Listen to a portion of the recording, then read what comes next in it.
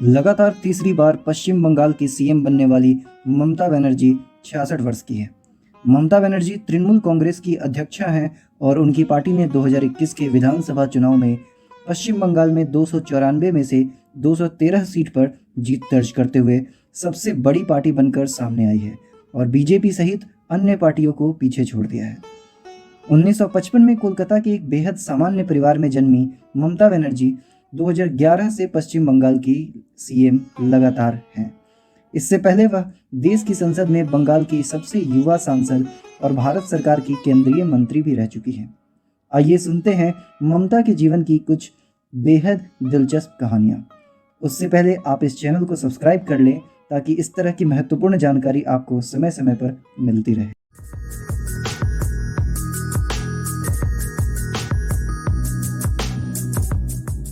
CM के रूप में ममता ने 10 साल का कार्यकाल पूरा कर लिया हुआ है। ममता बनर्जी पश्चिम बंगाल की पहली महिला मुख्यमंत्री के रूप में जानी जाती हैं और वह देश के उन नेताओं में हैं जो कि अपने फैसले और स्ट्रिक्ट रवैये के लिए मशहूर रहे हैं। एक समय था जब वह राजीव गांधी की सहायिका के तौर पर काम करती थीं और आज बंगाल के सीएम के रूप में तीसरी बार शपथ ले रही हैं। पश्चिम बंगाल में 1975 में महिला कांग्रेस की जनरल सेक्रेटरी बनकर राजनीति में आने वाली ममता बनर्जी अब तृणमूल कांग्रेस की चीफ हैं। यह वही पार्टी है जिसे 1998 में कांग्रेस से अलग होने पर ममता बनर्जी ने खुद बनाया था। पार्टी बनने के 13 साल के बाद इस पार्टी ने बंगाल की सत्ता पर अपना कब्जा जमाया और सीपीएम जैसे पार्टी को सत्ता से बेदखल किया जो लगभग पिछले 30 साल से सत्ता में थे। 5 जनवरी 1955 को कोलकाता में जन्म के बाद ममता बनर्जी ने यहीं पर अपनी प्राइमरी एजुकेशन कंप्लीट किया।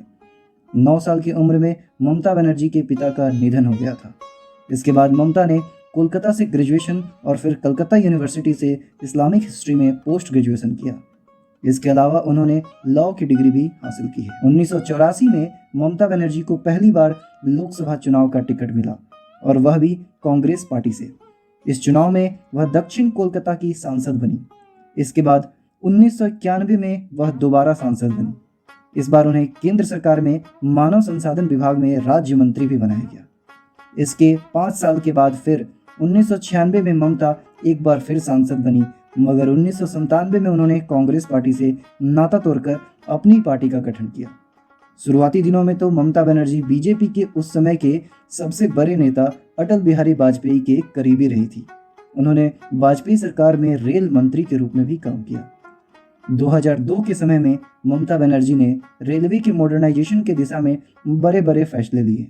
इसके अलावा आईआरसीटीसी की स्थापना में भी उन्होंने काफी महत्वपूर्ण भूमिका निभाई। संसद से राज्य तक का सफर कैसे पूरा किया ममता बनर्जी ने? संसद से राज्य की तरफ सफर करने के दौरान ममता बनर्जी लगातार तब की वामपंथी सरकार का विरोध करती रही थी। 2005 में सीपीएम सरकार के जबरन भूमि अधिग्रहण के फैसले का विरोध शुरू किया और इसके बाद सिंगूर और नंदीग्राम जैसे क्षेत्रों में ममता बनर्जी ने सरकार की नीतियों के खिलाफ खूब आंदोलन किए। इस आंदोलन को तो बीजेपी का समर्थन भी मिला था। भूमि अधिग्रहण कानून के विरोध का असर और एक व्यापक जन समर्थन को देखते हुए ममता ने एक महत्वपूर्ण राजनीतिक दल के रूप में पश्चिम बंगाल के 2011 विधानसभा चुनाव में सक्रिय भूमिका निभाते हुए अपने पार्टी को चुनाव में उतारा। ममता ने चुनाव में 184 असेंबली सीट पर जीत हासिल की। इसके बाद वह राज्य की पहली महिला मुख्यमंत्री भी बनी। फिर 2016 के चुनाव में ममता पहले से अधिक सीटों के साथ राज्य की सत्ता जीतने में कामयाब हुई। 2019 का लोकसभा चुनाव कौन भूल सकता है? 2019 के लोकसभा चुनाव में ममता बनर्जी की पार्टी पश्चिम बंगाल की सबसे बड़ी राजनीतिक पार्टी बनकर उभरी। 42 सीटों पर हुए चुनाव में ममता जी की पार्टी ने 22 सीटों पर जीत हासिल की। क्या आप जानते हैं कि ममता बनर्जी ने इस्लामिक इतिहास में पोस्ट ग्रेजुएशन किया है? वो इतिहास से स्नातक है। इसके अलावा उनके पास शिक्षा और कानून में भी डिग्री है। ममता बनर्जी खाने को लेकर काफ़ी कॉन्शियस है। तेल और मसालेदार भोजन से दूर रहती हैं। सामान्य तौर पर इनके खाने में चावल, चॉकलेट और चाय शामिल रहता है, लेकिन उन्हें गहरी तेल में तली हुई आलू के पकौड़े भी पसंद है। ममता बनर्जी सेहत का खास ख्याल रखती है। वो रोजाना 5 से 6 किलोमीटर पैदल चलती हैं। विधानसभा सत्र के दौरान भी लॉन में इन्हें अपने सहयोगियों और पत्रकारों के साथ टहलते हुए देखा जा सकता है। एक रंगा बॉर्डर वाली सफ़ेद सूती साड़ी उन्हें पसंद है। ये साड़ियाँ धनखली में बनती है। ममता बनर्जी सादा जीवन जीने में विश्वास रखती हैं। कोलकाता के हरीश चटर्जी स्ट्रीट पर स्थित उनके पैतृक निवास में आज भी भारी बारिश के दौरान पानी भर जाता है। एक बार की बात है, जब प्रधानमंत्री अटल बिहारी वाजपेयी उनके घर गए थे तो वो उनकी सादगी देखकर दंग रह गए थे और उनके सादगी की काफ़ी तारीफें की थी। ममता उस समय रेलवे मंत्री थी। ममता बनर्जी को प्रकृति से प्यार है। वह जब भी फ्री होती हैं तो हिमालय की तलहटी और मेदिनीपुर के जंगलों का दौरा कर आती हैं। उन्हें संगीत से भी बहुत लगाव है। कोलकाता में ट्रैफिक लाइट पर रविंद्र संगीत टैगोर के गीत पेश किया गया था। ममता बनर्जी वीर भूमि में अपने माँ के घर के दौरे को याद करती रहती हैं। वहाँ के धान के खेतों में खेलना और धान के पौधे से गुलदस्ते बनाना आज भी उन्हें याद है।